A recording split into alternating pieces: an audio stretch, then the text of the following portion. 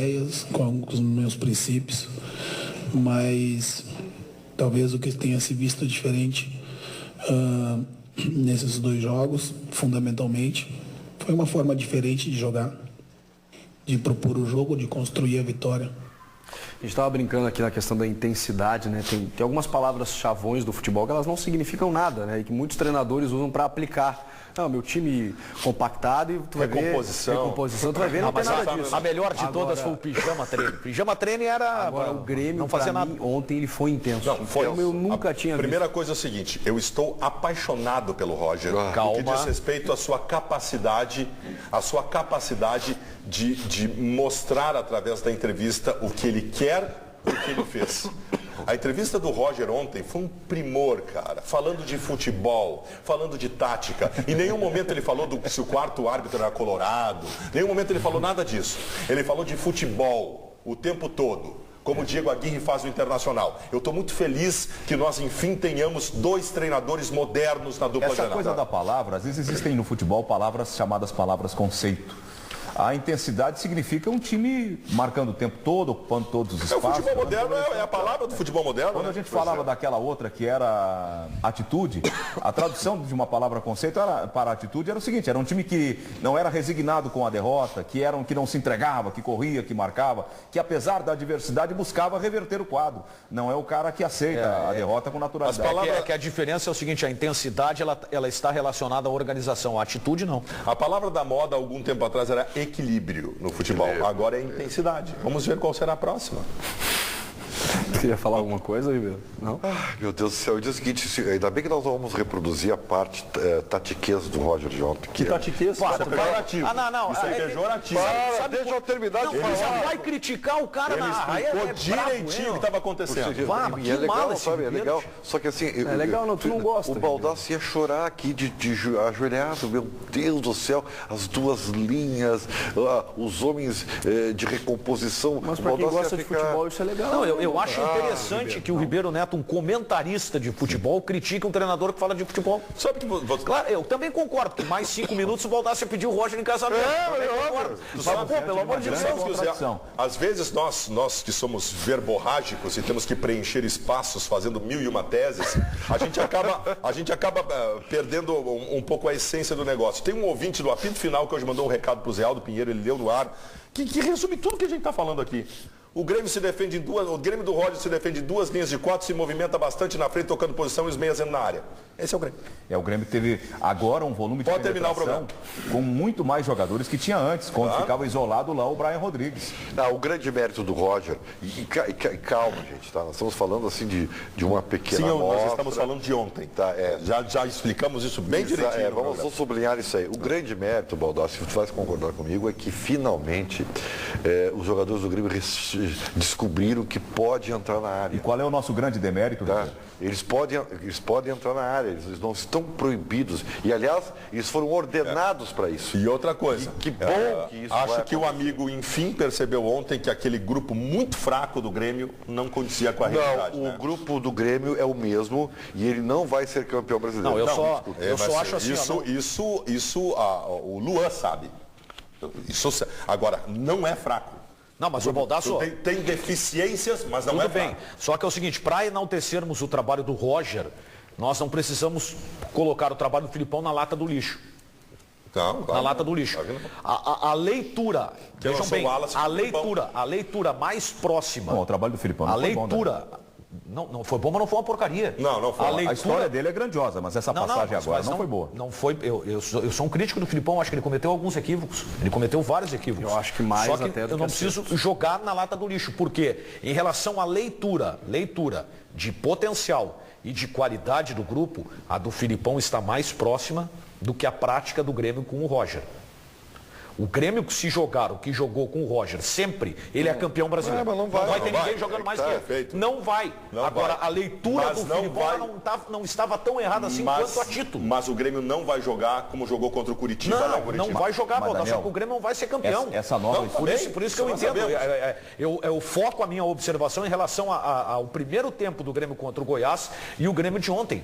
Houve uma evolução, mas ela não é suficiente para colocar o Grêmio no patamar que ele precisa chegar. chegar, talvez uma Copa do Brasil, quem sabe? Essa nova estruturação do Grêmio, ela tem teto e ela vai bater, por exemplo, tu pega o Inter, tu pega o Atlético, só para citar 2 adversários de qualidade. Não, tá bem. E aí, nesse momento que tu iguala a estrutura, a organização, se sobressaem as qualidades individuais desses outros grupos. Tá bem, Zialdo. Só que Não, já vai ver sábado agora. Não, joga o Wallace, mas o não Mike precisa também ver não joga, sábado. e aí? Ontem assim, ó, o Grêmio pegou um time ontem.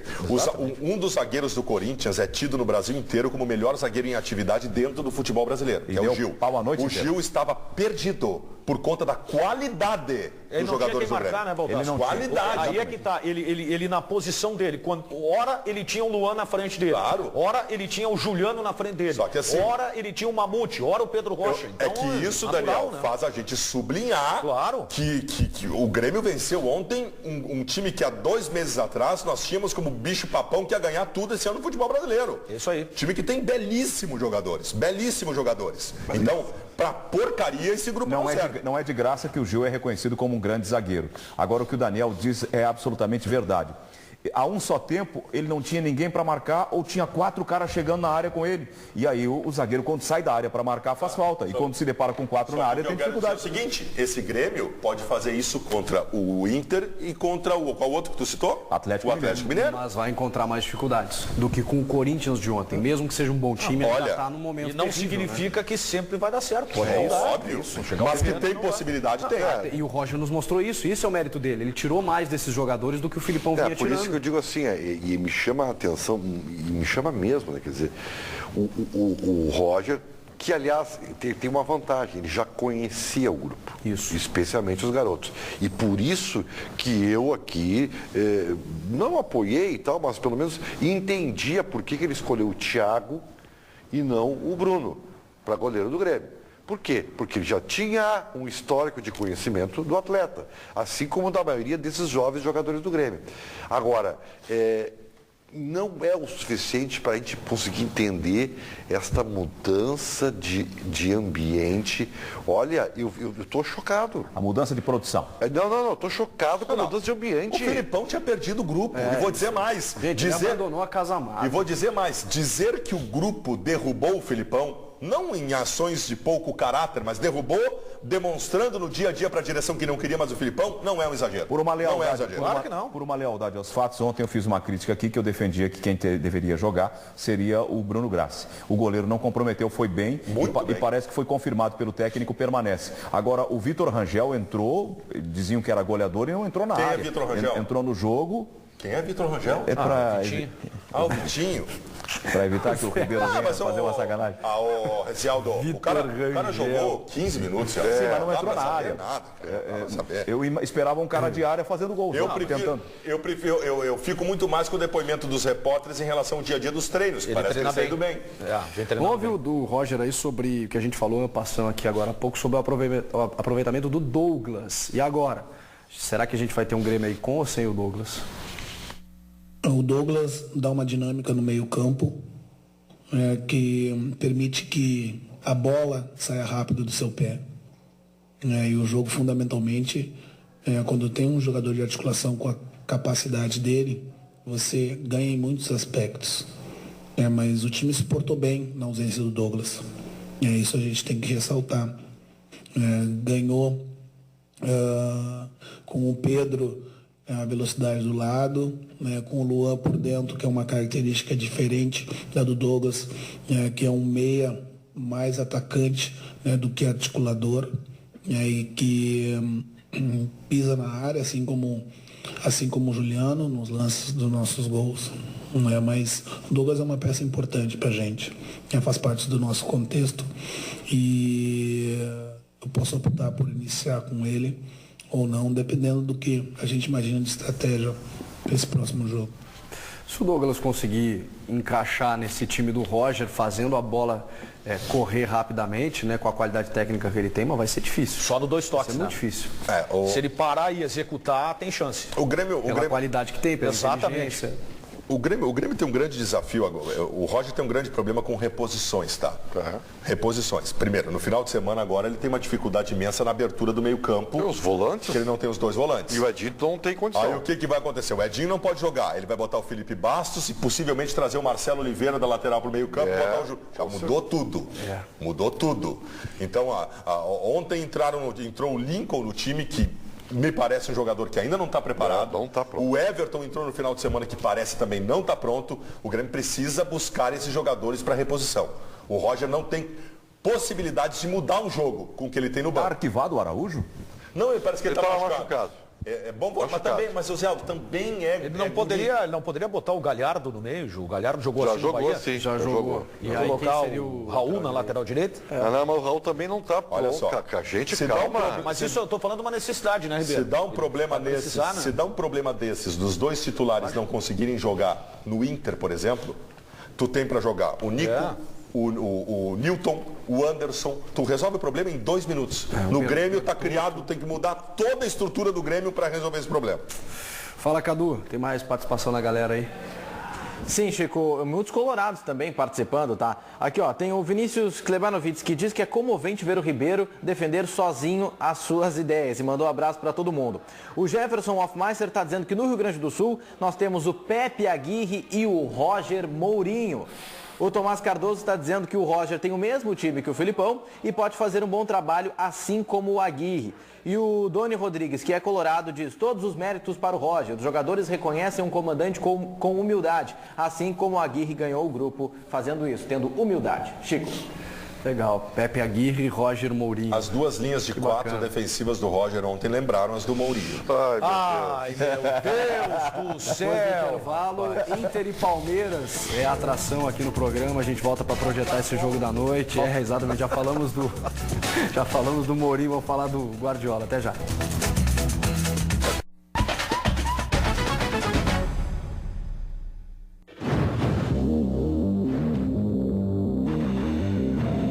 Sujeira e poluição ficam presas no couro cabeludo, podendo causar a caspa.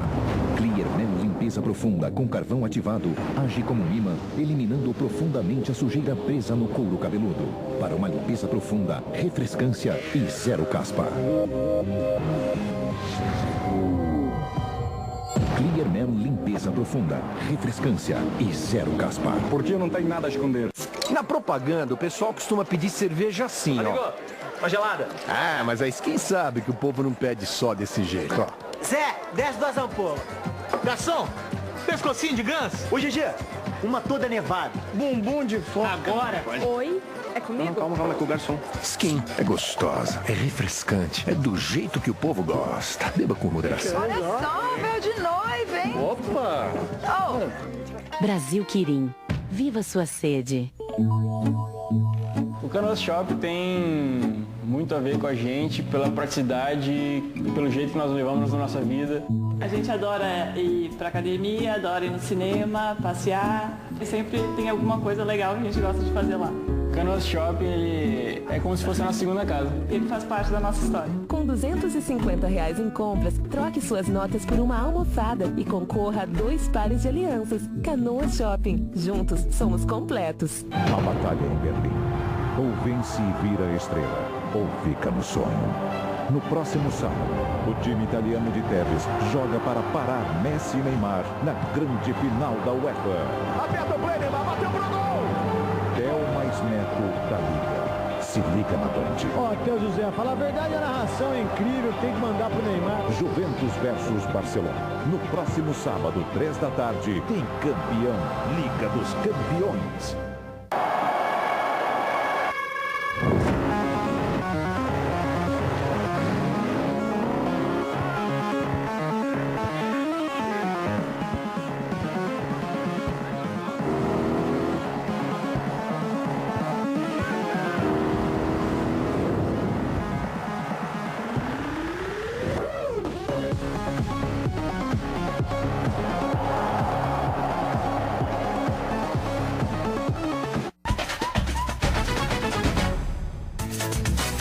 Seguimos o duelo de gaúchos contra paulistas, né? O Grêmio já bateu o Corinthians na Arena nesta quarta e hoje o Internacional enfrenta o Palmeiras em São Paulo. com Nilmar e Valdívia no time. Claro que o pensamento é de vitória, mas se o jogo terminar empatado, ninguém vai reclamar não. Com Diego Aguirre é assim, nunca se sabe qual time o treinador vai botar em campo. O Inter ainda vive as consequências dos intensos jogos da Libertadores. Por isso, o jogo contra o Palmeiras ainda terá uma escalação mista. Respeitamos a todos os times e Palmeiras é um time grande, um time forte, um time que tem essa motivação de brigar por estar nas primeiras posições. E, logicamente, entendemos que vai ser um jogo muito, muito difícil. Nilmar e Valdívia são as atrações coloradas. Os dois jogadores estão recuperados de lesão. O atacante tem 6 gols na temporada. Já o irreverente meio-campista é o artilheiro colorado em 2015. 10 gols e atuações que encantaram a torcida. São reforços e tanto para enfrentar o Palmeiras. Vai que o Inter volte de São Paulo com os 3 pontos? Por que não? Sempre que vamos a jogar fora, temos a ilusão de poder ganhar. 3 pontos seriam ideais, seria espetacular, mas empate lá não está mal. O fato de a Libertadores ser a prioridade não impede que o Inter entre com tudo no Brasileirão a partir de agora. A equipe é apontada como uma das favoritas à conquista, o que aumenta ainda mais a responsabilidade de levar a taça. Como o Inter está nas semifinais da Libertadores, acho que ganhou um respeito e uma consideração que talvez no começo não tínhamos. Isso acontece no futebol, os resultados vão dando força e vão dando credibilidade. Esta será a primeira vez do Inter no Allianz Parque, a nova casa do Palmeiras. É uma grande oportunidade para o time mostrar a que veio no Brasileirão. Já fica fortalecido com Valdívia e Nilmar e o Palmeiras não se iludam, né? O Palmeiras venceu o Corinthians no domingo, venceu o Clássico, mas o trabalho do Oswaldo Oliveira é completamente irregular. Mas assim, ó. Eu não tenho... Quem sou eu, diante de tudo que já aconteceu nessa temporada, para contestar times que nos surpreendem do técnico Diego Aguirre? Vai mudar totalmente. Cara, né? ele tentar o Alan Ruschel no meio, que a gente acha que joga menos do que merece o Inter, numa ideia tática, não sei, talvez dê certo. O que eu não concordo, e aí eu posso dizer de antemão, é que, por exemplo, o Dourado e o William sejam poupados no jogo de hoje. Isso eu acho errado. O William, lateral direito, no caso. O William, lateral direito, e o Rodrigo Dourado. O Lisandro Lopes nem viajou. Lisandro Lopes nem viajou. Pois isso eu acho errado. Isso eu não concordo. Mas também é verdade que o Inter vem numa sequência grande de jogos. Eu sei que ele está fazendo isso até como uma espécie de premiação para alguns atletas, porque tu não colocar na viagem, tu dá folga pro cara, o cara curte a família 2 mas dias, eu acho que é um limite, volta né, Chico? Claro que sim, mas eu acho que ele está fazendo isso agora, dentro do limite. Folga de repente hoje, mas já tem que começar a botar o time de novo. O Inter, eu não sei se o Inter pensa dessa forma. O que eu penso? O Inter não pode, nesse período em que ainda a Libertadores da América é prioridade, até terminar a Libertadores ou a participação do Inter na Libertadores, se distanciar mais do que 5 pontos do líder da competição. Concordo com o Baltar. Mas tu não pode usar o teu time, o que tu tem à disposição, a todo vapor agora, sendo que tu daqui 40 dias tem uma decisão. Sim, tá bem, mas a todo vapor. Mas o Pecado quer parar nesses 40 dias? Tem que jogar, né? O Internacional em 2006 usou o time a todo vapor até chegar a hora do Mundial, Chico. Tem que jogar, ele precisa jogar. Quando ele poupou em 2010, não deu certo. Se dá um pepino na Libertadores, o brasileiro é o que restou. Isso aí. O risco do destreinamento, que é um período longo, 45 dias de espera. Não, mas eu não estou defendendo que pare, gente. Só estou defendendo que ele mescle com o grupo que ele tem. Só isso. Não, mas isso é o que ele vem fazendo. Esse é o conceito dele de trabalho. Mas parece que ele exagerou um pouco nesse caso. E é disso que nós estamos falando. Eu acho que ele exagerou na primeira rodada. Porque se ele está pensando em Libertadores e preservar, evitar lesões mais graves, perder jogadores por longo período, também é pensar na Libertadores, colocar esse time e manter o ritmo, mantendo o talo. Porque daqui a um pouco o time destreina e volta para a Libertadores num outro ritmo. Ele está fazendo uma improvisação na última linha, sendo que ele tem o Lisandro Lopes para jogar. A escalação do Alan Ruschel é a minha única... Ele está abrindo o meio campo com o Nico e com o Newton, que faz com que a característica mude completamente do time, sendo que ele tem o Dourado para jogar. Mas tem o Dourado, só que o Dourado está jogando todos os jogos. Eu até compreendo que ele queira poupar esses dois jogadores, o William e o Dourado, porque eles vêm de uma sobrecarga. Exato, mesmo os jovens também estão sentindo. Eu só não consegui entender o seguinte, o time do Inter que vai jogar hoje, ele é quase igual ao que jogou contra o Vasco. Mas tem o Valdívia, né? Sim, entre o Valdívia e saiu o Anderson, que jogou muito, né? Entre aspas, não sei, jogou bem, mas não jogou, não sei, jogou, foi muito elogiado pelo Aguirre contra o São Paulo. Bom, a pergunta que eu faço é a seguinte: o Alan Ruschel, ele é um cara que está sendo colocado porque ele vai cumprir uma missão. Foi isso que o escalou contra o Vasco. Ele faliu. Não fez nada bem. A expulsão dele arrebentou com o time. Além de ter sido expulso. Claro, arrebentou com o time. Não deu certo. Tá? Então, eu fico imaginando por que a insistência. Eu não entendo. Tem alguma coisa que o Alan Ruschel faz que nós não estamos enxergando. Aí eu concordo com o Ribeiro, porque às vezes tem o importante taticamente. E não é o caso. Não é o caso. Não é o caso. Ele não é importante taticamente, nem na qualidade técnica, ele não agrega, ele não bate falta.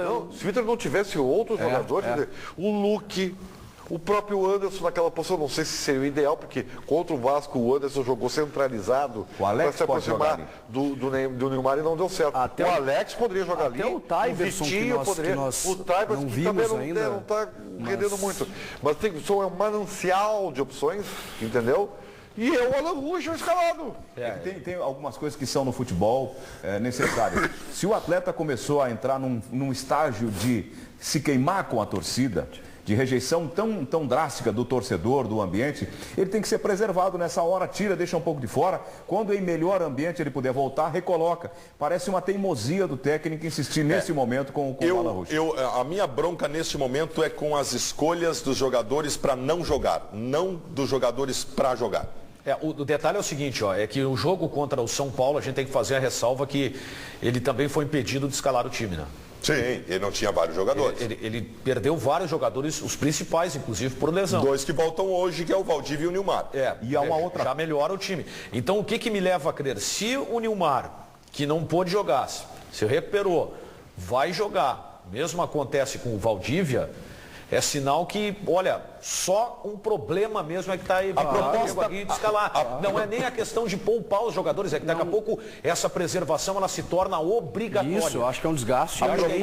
A proposta para hoje está muito bem definida. O Inter vai jogar atrás da linha da bola, vai jogar marcando, tendo as suas linhas atrás, mais os 2 volantes com capacidade forte de marcação e vai escapar eventualmente com o Valdívia e com o Nilmar. Eu proporia o seguinte, Zé, contra o Vasco era a mesma coisa.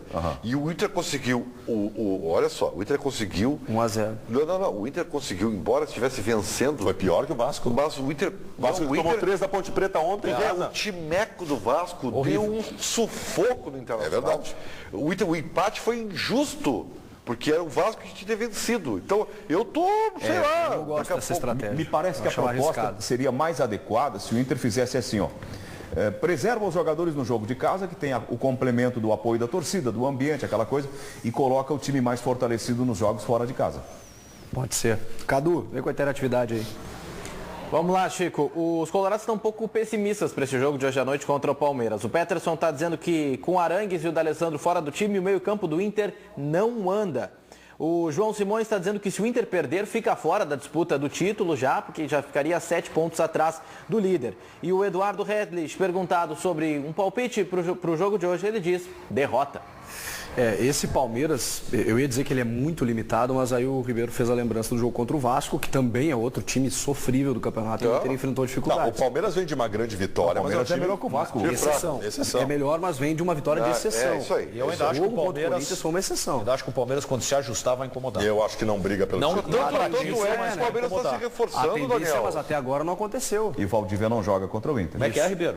Tanto que o Palmeiras está mal, que está se reforçando. Não, mas contratou 2 jogadores. Não, contratou 22. Não, mas mais 2 agora que são titulares. Bem, agora Felipe Gabriel e o Alexandre. Um jogador que ele trouxe tem o perfil de ajeitar o time. Porque eu acho um jogador muito interessante. Sim. Que é o Felipe Gabriel. Mas só no meio do ano. Perfeito. Mas isso prova que daqui a pouco ele pode se ajustar. Vamos ouvir acho que vai incomodar, sim. O técnico Diego Aguirre, que concedeu uma entrevista para nossa equipe lá em São Paulo. E ele falou sobre esse jogo contra o Palmeiras e o momento do time também, que está dividido aí entre Libertadores e Campeonato Brasileiro. Bueno, Inter está en una buena fase, es verdad que está con confianza porque estamos en las semifinales de Libertadores y eso es una cosa importante que obviamente da confianza. Más além de eso, creo que los jugadores están en un buen nivel. día a día están trabajando muy bien y estamos tenemos que continuar con humildad y la verdad es que no conquistamos nada, mas vamos en un camino cierto y va a ser muy importante este juego con Palmeiras para tratar de confirmar y poner un poco más a cabeza, nuestra mente, ¿no? Un campeonato brasileño que tal vez descuidamos un poco por los juegos de Libertadores. No estoy pensando para nada en Libertadores en ese momento. Sí puede ser alguna cosa, alguna prueba que yo faço con un jugador, una posición u otra, que pueda pensar más para frente, pero falta muchos juegos no campeonato brasileño, entonces ya vamos a tener tiempo de pensar en eso. Ahora nuestra idea es focalizarnos y estar dando un máximo para intentar sumar y intentar que Inter esté en las primeras posiciones de Brasileiro y después en la hora de Libertadores ya pensaremos en eso. Entonces tenemos que continuar así para poder confirmar las cosas boas. En un time grande você confirma cuando logra alguna cosa, un título, y nós tenemos ese objetivo por delante. Alguma coisa te preocupa no jogo contra o Palmeiras? Alguém que você vai ter mais atenção? E se você analisa Palmeiras, preocupa tudo, porque tem jogadores de altíssimo nível, com muita qualidade, um grande treinador, time grande, que tem aí apoio da torcida. Sabemos que vai ser muito difícil, pero nós acreditamos, y yo acredito mucho en mis jugadores, en nuestras fuerzas, y vamos a tentar dar luta y pensar que es posible alguna cosa boa. É inegável o prestígio que o Diego Aguirre tá. Virou case, né? Virou case no futebol brasileiro. Explica o que é case. Case é um caso em separado, suspenso, para virar referência para todos os outros. Eu não sei se isso já foi admitido por alguém de São Paulo, mas eu acho que o técnico do São Paulo foi contratado por causa do Diego Aguirre. Eu acho que tem a ver, sim. Por causa do Diego Aguirre. O exemplo do Palmeiras não deu certo, e não deram tempo pro cara. O cabelo do cara é muito ruim. Eu não vou deixar passar essa sacanagem aqui, não. Mas o Baldasso, nesse aspecto, também era um case. De quem queria botar o técnico na rua embaixo. Agora, eu nunca pedi. Transforma o técnico no Brasil. O desempenho, só o desempenho. Nunca pedi a saída dele. E o intervalo, e o Daniel é outro, hein?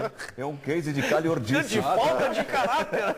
Depois do intervalo a gente volta para fechar. Por que deixa o narrador participar do programa? O mundo não é mais o mesmo. Um segundo é tempo suficiente para tudo tomar uma nova forma. De surgirem novas oportunidades, novos futuros. E você? Prefere correr atrás ou estar à frente? Universidade Fevale. Aqui você forma novos futuros. Inscrições para o vestibular até 17 de junho em fevale.br/ingresso. A batalha em Berlim. Ou vence e vira estrela, ou fica no sonho. No próximo sábado, o time italiano de Tevez joga para parar Messi e Neymar na grande final da UEFA. Aperta o play, Neymar, bateu pro gol! Thelmas Neto da Liga. Se liga na Band. Ó, Teu José, falar a verdade, a narração é incrível, tem que mandar pro Neymar. Juventus versus Barcelona. No próximo sábado, 3 da tarde, tem campeão, Liga dos Campeões.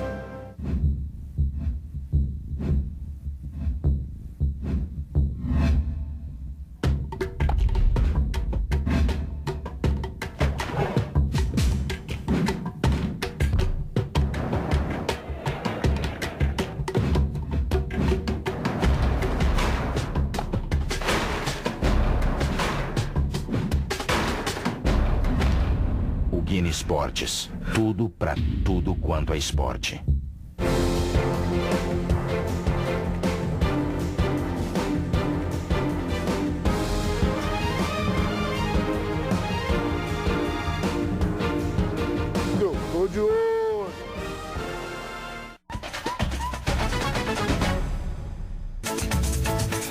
tenho informações aí sobre o comando da CBF, né? Reflexo também dos escândalos na FIFA. Fala, Cadu.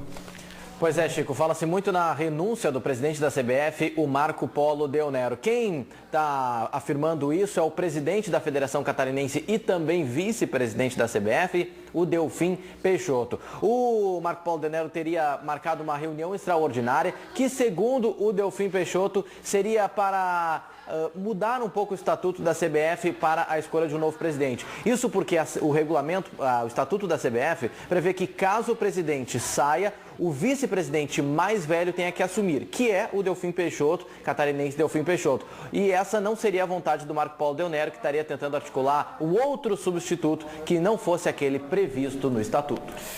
Valeu, Cadu. A pressão está muito grande, né? Romário e Ronaldo já se manifestaram pegou muito forte. Contra a gestão do Marco Polo Del Nero. Só que o Ronaldo teve no embalo também, né? Claro. O Romário sempre é crítico, né? O Marco Polo Del Nero quer, porque tem esse negócio da mudança de estatuto, que ele quer tirar o cara da Catarinense. Ele quer que o deputado de Goiânia, o presidente da Centro-Oeste, Vicente Cândido, tá?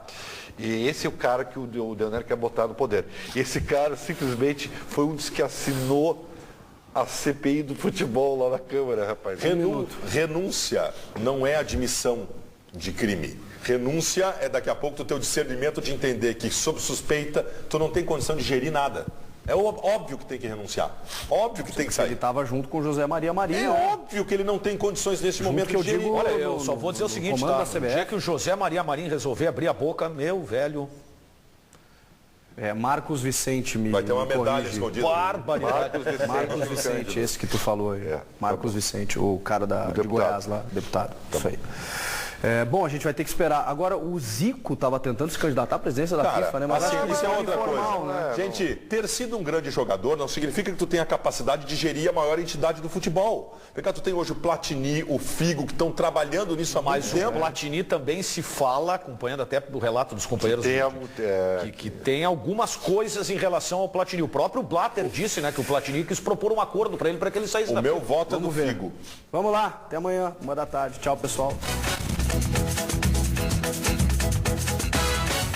Nos da bola. Oferecimento Shampoo Clear Man, limpeza profunda, refrescância e zero caspa. A batalha em Berlim. Ou vence e vira estrela, ou fica no sonho. No próximo sábado, o time italiano de Tevez joga para parar Messi e Neymar na grande final da UEFA. Aperta o play, Neymar, bateu pro gol! É o mais neto da Liga. Se liga na Band. Aqui é o José. Fala a verdade, a narração é incrível. Tem que mandar pro Neymar. Juventus versus Barcelona. No próximo sábado, 15h, tem campeão.